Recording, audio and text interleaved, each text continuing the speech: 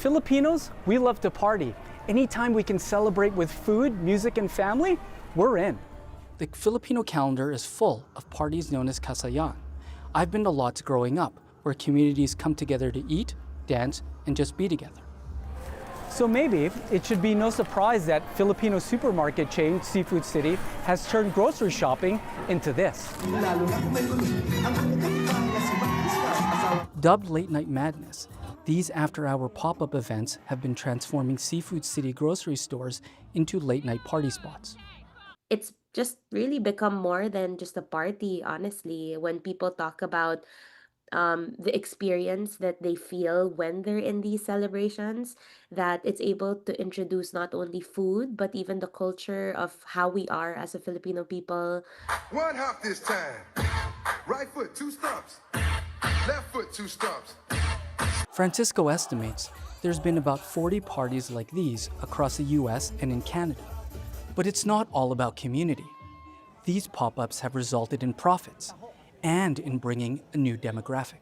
I think these events definitely pull like the younger crowd from like Gen Zs to even like millennials. If you look around, a majority of the people at this party fit that age group.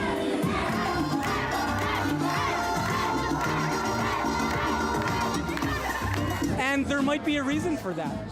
For the typical Gen Z, they want something that's going to enrich their lives. They want an experience over, just a product. Divya Ramachandran is a professor in the marketing department at the University of Manitoba. She says Seafood City is leveraging a growing trend of soft clubbing with the late night madness pop-ups that attract a younger demographic with experiential events. Soft clubbing events have all the things a nightclub would, but without alcohol. And to millennials and Gen Zs, that matters. They place huge importance on their health, on their physical and mental health. And given the fact that there's been sufficient anecdotal as well as scientific evidence linking, alcohol consumption to not so great mental health outcomes, I feel like there is a layer of that understanding. You have your whole clubbing experience. You still feel like you're drinking, tasty mocktails or non-alcoholic beverages, but you can still wake up the next day and do that run that you are so used to doing every other weekend. Partiers at this pop-up said no drinking was a draw. Alcohol nullifies, and when you're trying to interact, it's just like really hard. So coming here to like a non-alcohol party, it's just like really refreshing to me and to all of like my friends, because like we just enjoy partying and like celebrating. I don't really drink, so I kind of like the vibes. Nice to see everyone just having fun without having a drink. And you've been coming here how many times so far? Well, this is my third, what was that? 2, 4, there'll be my 5th one technically. Well, for me, I don't really drink that much unless it's special occasions.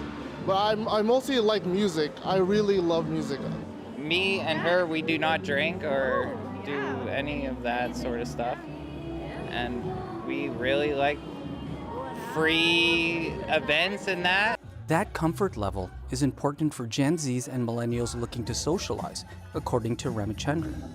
And it doesn't necessarily need to come from sharing an ethnicity, although that helps, she says. For younger generations, interacting on social media platforms or communicating through text can create inhibitions about in-person hangouts, she says. But events that focus on a niche thing can help eliminate that anxiety, giving them room to have a new experience and find something in common. Sense of, okay, I'm safe, but I also have this opportunity to explore a little something new and try being social, IRL, in real life. The last Late Night Madness pop-up is happening in Winnipeg, December 12th and 13th.